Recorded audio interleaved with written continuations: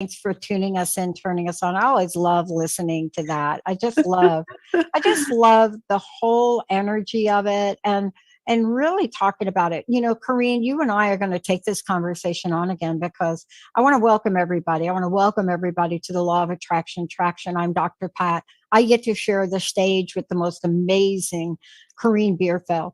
You know, today we're talking about a part two, let's call it, Benny, Jacob, Olivia, if we could, the importance of boundaries and managing our energy. And I had a giant dose of that this morning, Koren. So it's not a mistake that just about every time we start to talk about something like this, there's a reminder as I prep for the show and what I can do and how to go about it. But obviously, boundaries are something you deal with every day with your clients, right? Yes, every day with my clients and in my personal life. Hi, good to be with you. And I don't think it was a coincidence that you had an experience this morning that would be relevant to what we're going to be talking about today. It's interesting how the universe tends to work that way. I had one yesterday, as a matter of fact, now that I think about it. So yeah, I'm looking forward to talking about boundaries because as we're talking about the law of attraction, I was, really reflecting on how important it is that we get to a place where we're able to manage our own energy. And one of the most important ways that we can do that is being able to have healthy and clear boundaries. Mm-hmm. Can we talk about what that means for people that may be thinking, I've heard about the whole boundary thing, but I'm not exactly sure. I want to just break it down for people in the way that you do on a regular basis. So, for example, we're talking about everything from somebody just getting way too close in our face, like physically, right? Yep. Then we're also talking about emotional boundaries, and then we're talking about mental or cognitive, which usually gets expressed in words. And so when we're talking about boundaries, the question is really, what is it that another person might do, might say, right, might throw at you that just makes you feel like, ooh, one, this is not safe. Ooh, this feels really icky.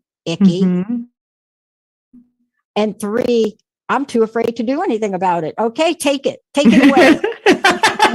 Well, thanks for teeing me up there. I think the way you phrased the question was actually really on point because what you said is, what is it about what other people do that will make us feel a certain way? And what you're implying in that is, I think we all have an internal guidance system, whether we realize it or not, which is our bodies a lot of time will recognize, like in a split second, way before our conscious mind will, if something is healthy for us or if it's unhealthy for us. And we will feel it in somatically a lot of times in our body. So if our boundaries get violated, it'll be usually a very quick, instant reaction. Problem that a lot of times I think people run into is we override what our bodies are saying instead of listening to the internal guidance system that we have, which is always telling us if something is healthy or appropriate or good for us, or if we're being violated in some way. And then there's different levels and degrees of boundary violation. And so what I've found is that in my own personal journey anyway, the more that I have moved into a place of really like self-love and honoring myself, the clearer my boundaries have become. So I used to be a big people pleaser. Still, I call it. Are you ready? I'm ready. Wait for it. Benny, I'm waiting. Don't hit the yellow button, Benny. It's called the PP syndrome. There you go. That's perfect. So professional, aren't we? So good. But you see, it's big and it's gotten bigger. Look, you and I sit in a world where, especially you more than me, because I'm not practicing. I'm not a practicing counselor like you are. Yeah. But we have watched in the past decade the annihilation, the evaporation, the lack of clarity on what even appropriate boundaries are.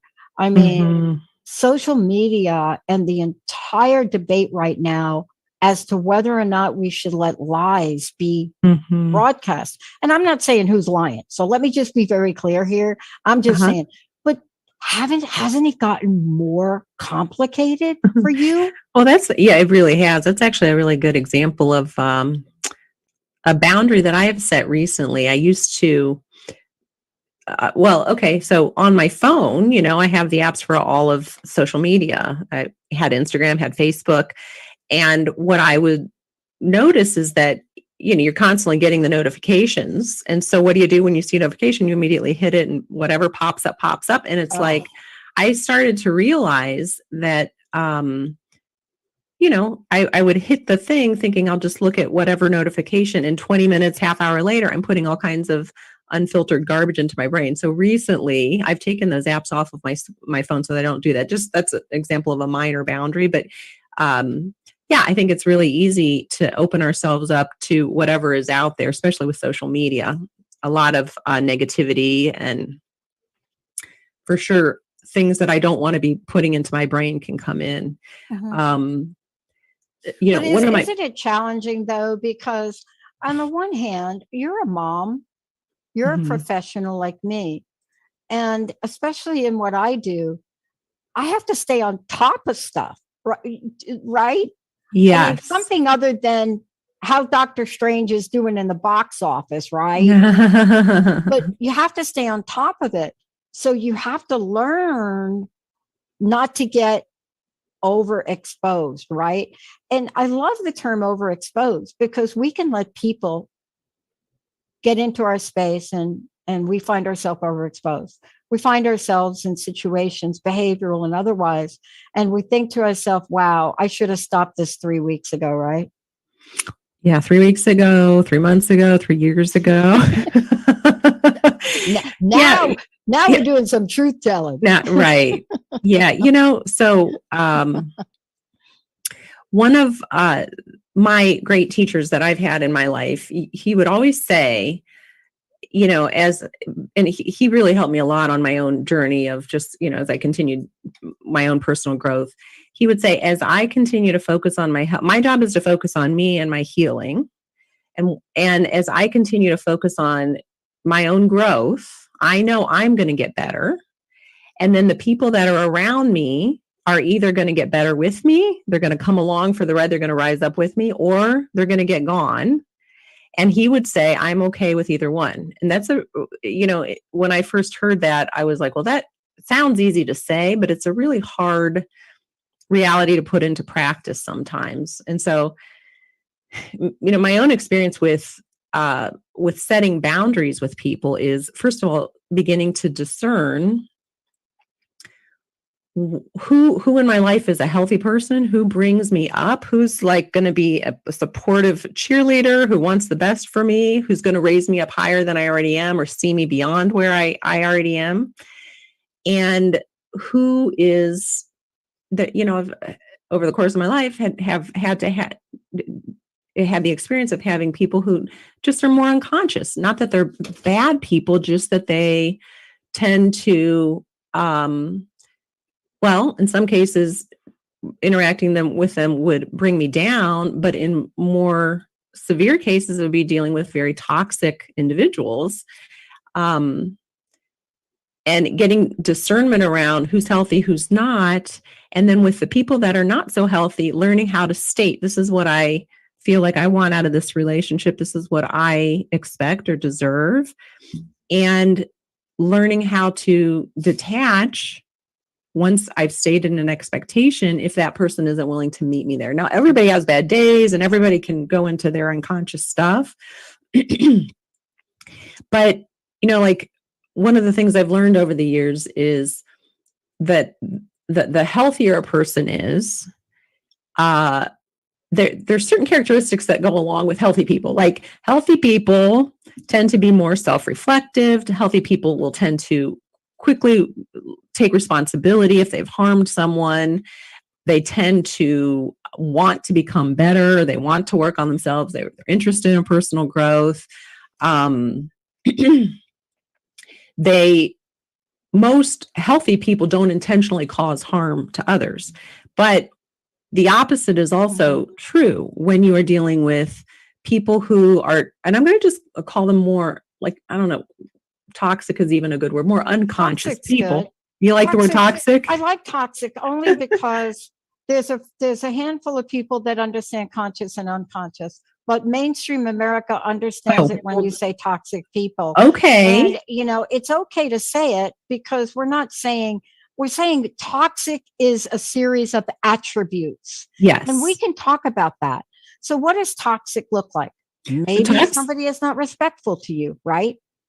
Right. Toxic, I think, looks like the opposite of what I've just described, honestly. So toxic would be, the more toxic someone is, the less likely they are to take responsibility for themselves or for their behavior, for their lives. They tend to play the victim more. The more toxic someone is, the more they tend to cause pain for other people.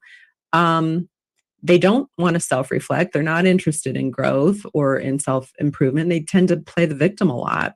I actually, do you know who the psychic medium John Edwards is? Have you heard of him? Yeah. Yes. He was using this great analogy. It's a little graphic, but it brought the point home. I was listening to an interview with him recently, and he was kind of using the energy of like, okay, if our energy field is like a swimming pool, like let's say you have your own swimming pool at your house. If you have a pool, you want to put a lot of time into maintaining the pool. You want to make sure algae doesn't grow. You're going to put in the right amount of chemicals to keep it clean and the bleach and all of that. Now, if you had someone, and you want people to be in your pool and to enjoy the pool with you and to so it's more fun if you have healthy people. But if you had somebody that came in your pool and peed in your pool, that's what I'm saying.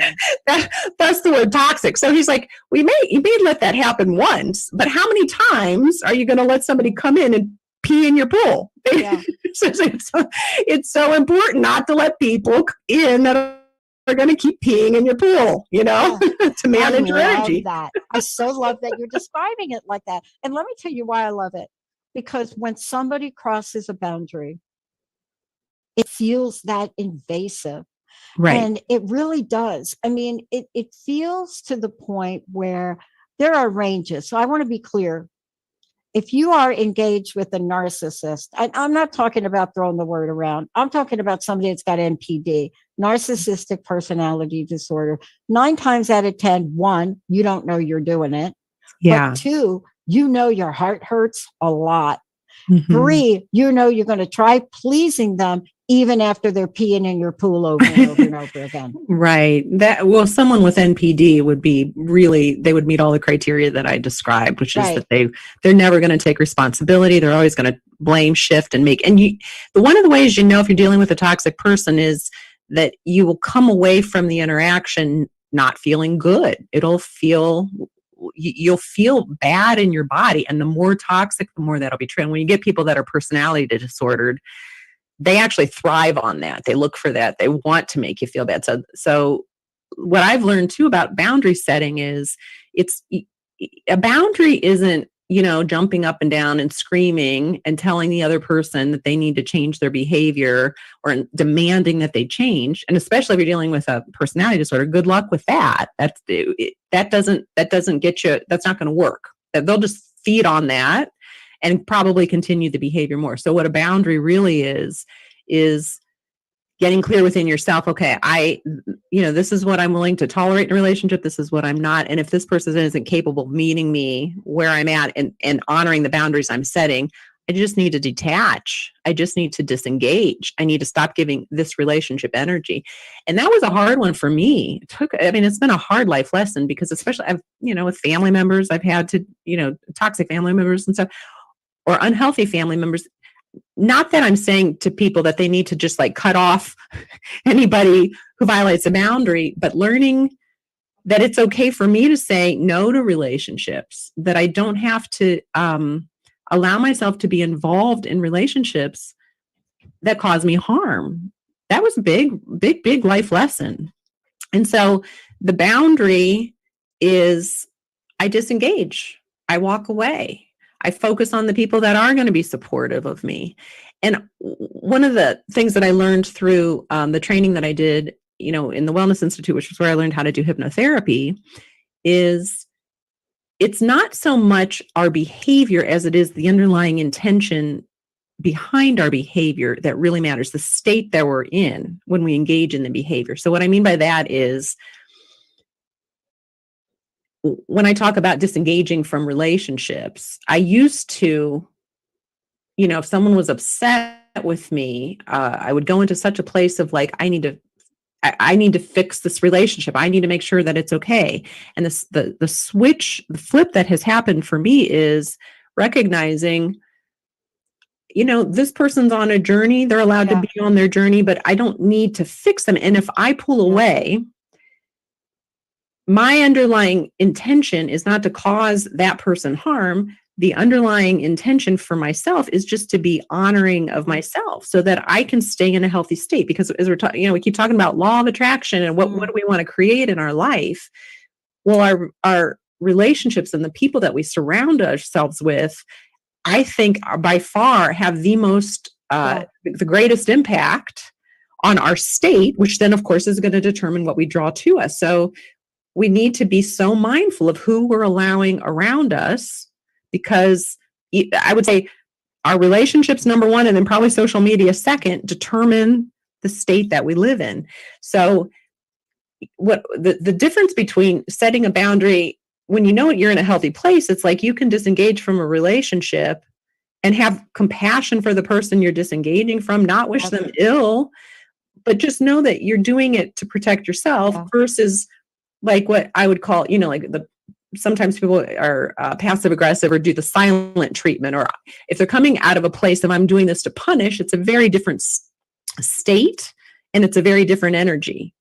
Does that make sense? Yes. And part of what we're talking about is really important, because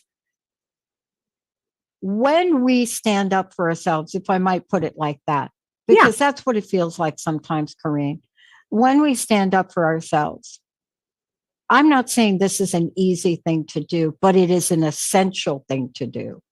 And there are so many ways that we have to do it. For example, you knew you were in a toxic relationship, or let's just say a not so great relationship with somebody, family member, an ex, it doesn't matter, a boss, right? But you made a conscious decision that you forgive and forget, you moved on. And then you get a birthday card. That doesn't mean that the birthday card says that you actually, one, have to even open it, two, have to respond back to it. And that's really where the teaching comes in. Yeah. Because just because, right, something happens with a relationship that is harmful to you. Mm-hmm. And it's harmful to you in multiple ways, mentally, emotionally, and it could be physically. We have the right to say no. Yes. Now, we do. Are there examples where you give people second chances or you take time to listen to them? Of course there are. But you get to the point where you say, I just don't want to continue to have this boundary not feel good. Yes, and you or continue to have your boundary violated. Right. Yeah. And you go and you make the request and you say, hey, can you not text me 100 times of the day before you actually delete their phone number, right? You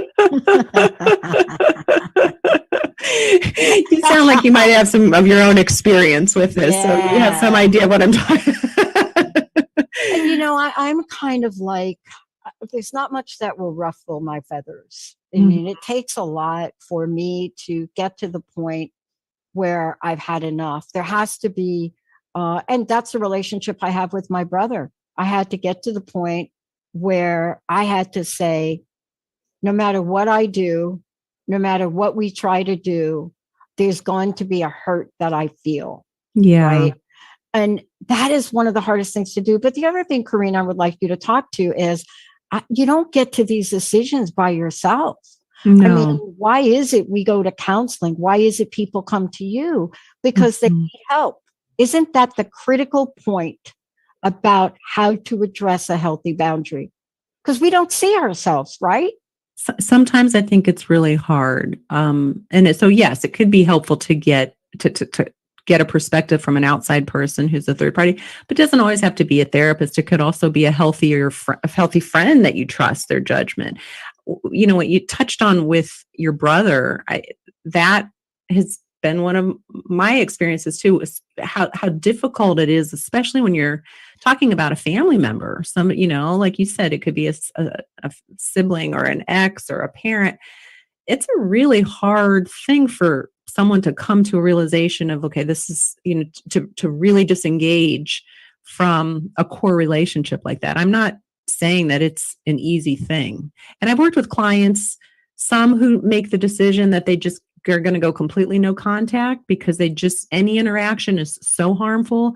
And some who decide, especially if it's like family members, that kind of thing, that they keep the contact very limited. So like, if it's a toxic parent, that they will, okay, we're going to visit for Christmas, but then they'll make sure that they have, they're going to stay for an hour, and then they've got a plan of where they have to be next and a reason to leave. So they don't spend 8 hours with the person. They manage it and they keep it more limited. And that's okay too. I think it's kind of an individual thing for each person to decide.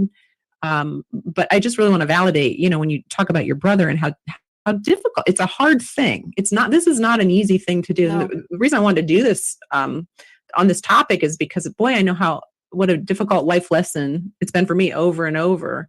But I have also come to realize how important it really is, how important it is to get clear that it's okay to honor ourselves enough and to love ourselves enough to say no to people that are unhealthy. And saying no doesn't even have to be a verbal no. It just means we don't continue to engage and respond and interact with people that are going to draw us into the muck. Yeah. We don't want to be in the muck. Yeah. And part of this too is, and just talking with you about this is, let me just be a little bit clear. We're using very generalizations, and some of these are harder than others. For example, when it comes to a son or a daughter, a child, those take a skill. They take, and sometimes it's an easy one.